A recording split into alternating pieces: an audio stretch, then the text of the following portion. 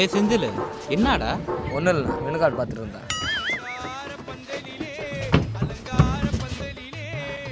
டேய் குணா, என்னடா இதெல்லாம்? ஒன்றும் இல்லைண்ணா. டேய் இதெல்லாம் வந்து கிளியர் பண்ணுங்கடா.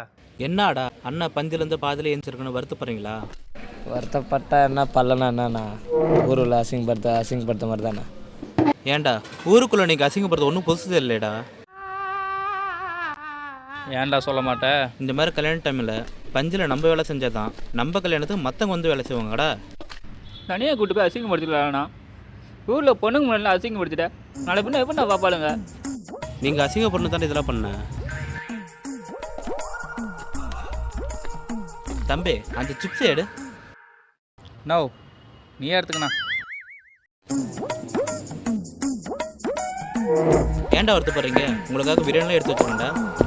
அடுத்த வாரம் நம்ம பைஜன் கூட தான் கல்யாணம். அது எப்படிண்ணா?